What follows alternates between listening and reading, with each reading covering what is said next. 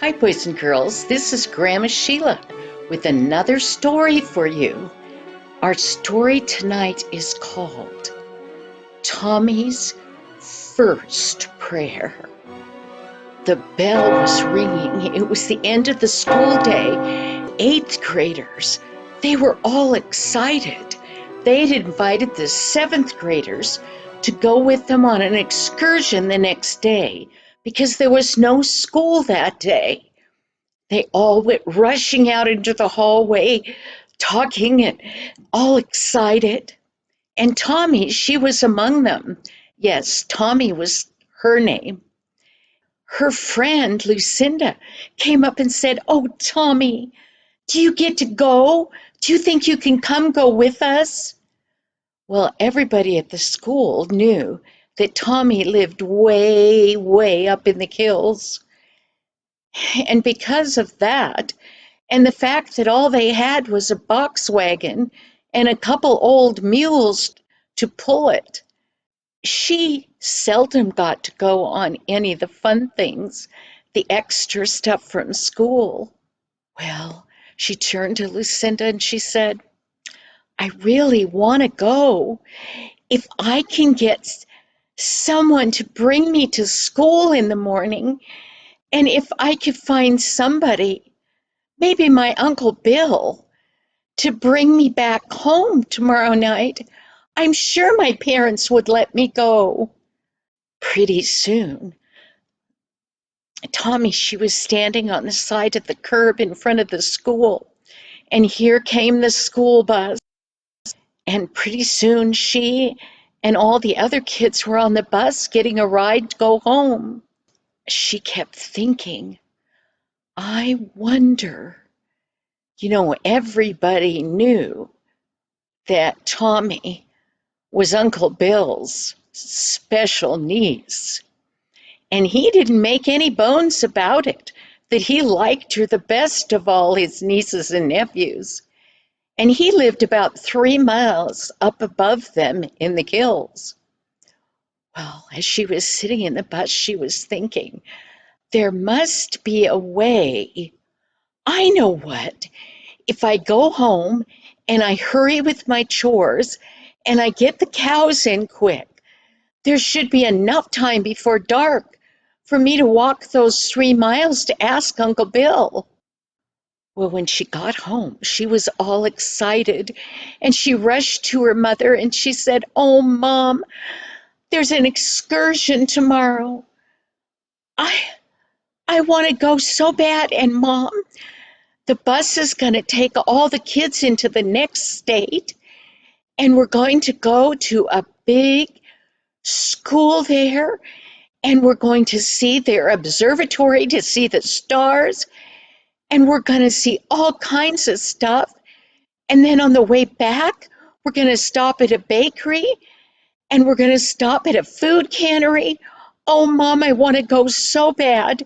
Can I go?" And then she said, "Mom, all I have to do tonight is run up to Uncle Bill's and ask him if he'll come get me tomorrow night, because we're not going to get back in the bus till 10 o'clock at night."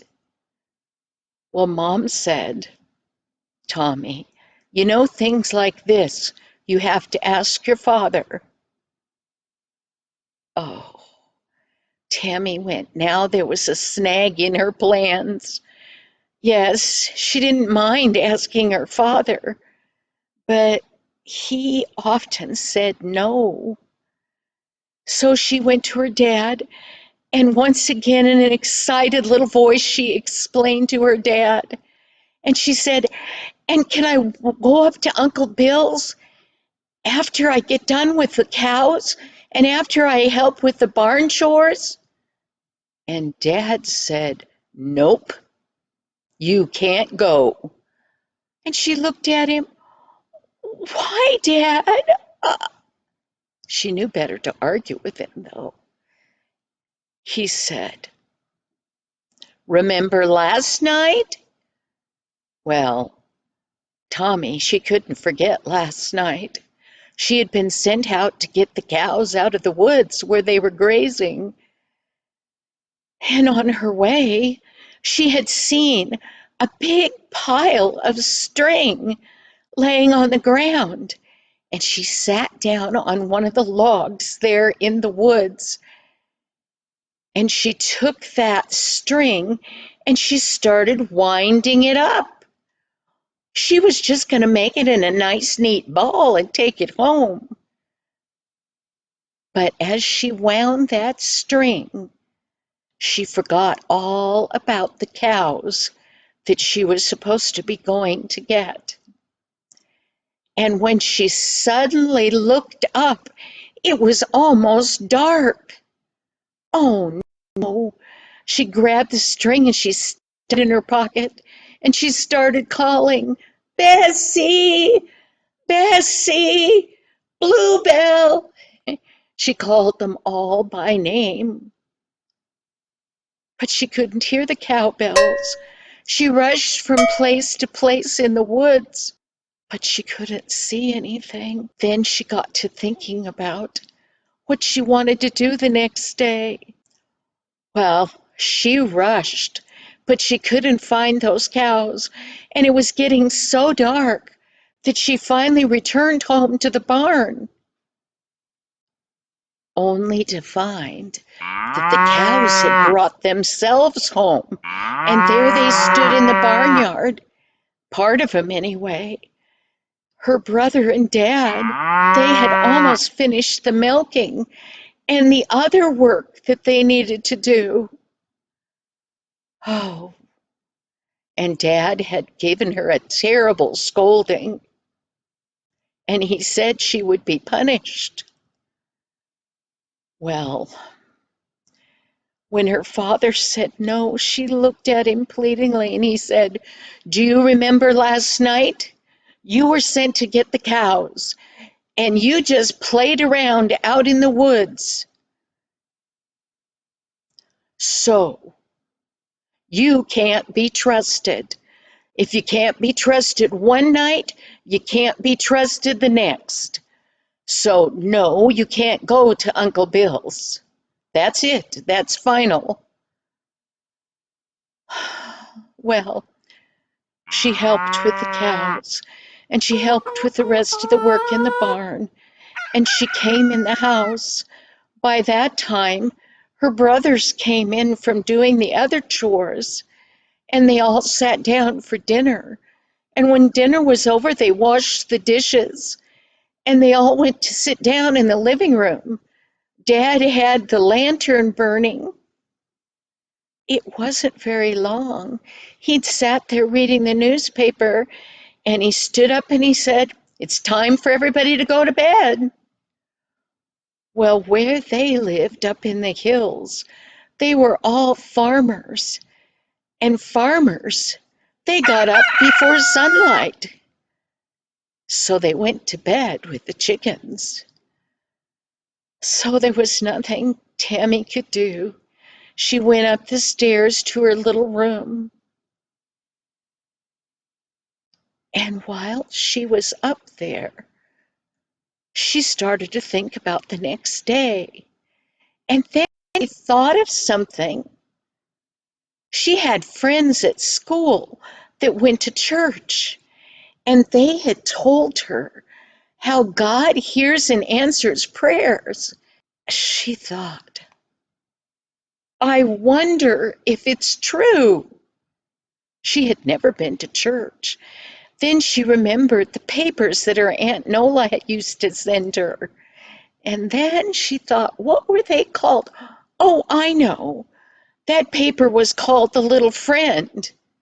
And there were lots of stories in there about people praying and God answering, but they were all little kids in that paper. Well, probably because that little paper, The Little Friend, was made for little kids that weren't even in school. But she thought, surely just because I'm bigger doesn't mean he couldn't answer my prayer and help me. And then she thought, I wonder how you pray. She'd never prayed before. And she had read somewhere that people knelt down on the floor when they prayed to talk to God. So she knelt down And she folded her hands and she shut her eyes. Then she opened them up and she looked and she said, God, I don't know you very well, but I'm told that you answer prayers. And I have a big problem. I really want to go tomorrow on the school excursion. I need to talk to Uncle Bill, and Dad won't let me go get him. God, do you think you could send him here? Thank you for hearing me. I'll talk to you again. And she remembered to say amen, because she'd also read that that was what you said at the end of a prayer. Well, she crawled into bed, and it wasn't long till she was sound asleep. She figured she wasn't going to get to go because she hadn't heard any car come up the driveway. Well, she was sleeping really soundly when all of a sudden she heard a huge banging on the front door. And then she heard a booming voice go, "It's me. Can we come in?" And she knew it was Uncle Bill's voice. She quickly jumped up and pulled on her clothes, and she started running down the stairs.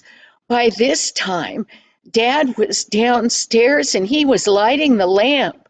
And Mother, she could hear Mother in a really worried voice going, "Something terrible must have happened.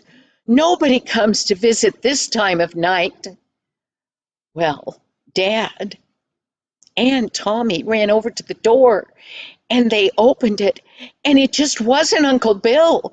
His whole family was there, even Granny, who lived with them. And they invited to come in, and Mom said, "What's happened? Is there trouble?" And Uncle Bill said, "Nope, no trouble." And then Granny, she spoke up. She said, "It's just some of Uncle Bill's nonsense." And she kind of sounded upset, and then she kind of giggled like it was funny. Well, Uncle Bill said, "It was time to go to bed." And I went to bed, and I rolled around, and I rolled around, and I couldn't go to sleep. Finally, I sat up, and I thought, I want some of Tommie's popcorn. She makes the best popcorn. So I got everybody up to come over here. And Mother said, "Bill, it's 11 o'clock at night." Well, by this time, everybody was awake. And Tommie said, "Uncle Bill, I'll make you popcorn." Well, while she was standing over beside him, very quietly she told Uncle Bill about the trip tomorrow and how she needed a ride to come home at 10 o'clock the next night. And Uncle Bill said, "I'd be glad to take you and get you." She was so excited. Tommie, she ran into the kitchen, and they had an old wood stove. She picked up one of those lids on the stove and she stuffed some wood on the coals, and it started to flame up. Then she went and she got a big pan and she put a little bit of oil in it and she put some popcorn in it and she put a lid on top. And if you've ever made popcorn just in a pan, you keep your hand on the lid and your other hand on the handle, and you make it go back and forth over that hot stove surface. And before you know it, you hear pop, pop, pop. Well, she had turned to Uncle Bill when she was still in the living room, and she said, "I'll make you a whole bushel of popcorn." And Uncle Bill had laughed. He said, "Well, you better get going then. It's going to take a long time to do that." So that is exactly what she did. She started making bowl after bowl of popcorn, And it was kind of like a party almost. They all ate popcorn there in the middle of the night, and they giggled and laughed, and they had a wonderful time until Bill, he took his whole family, all his kids, and Granny home.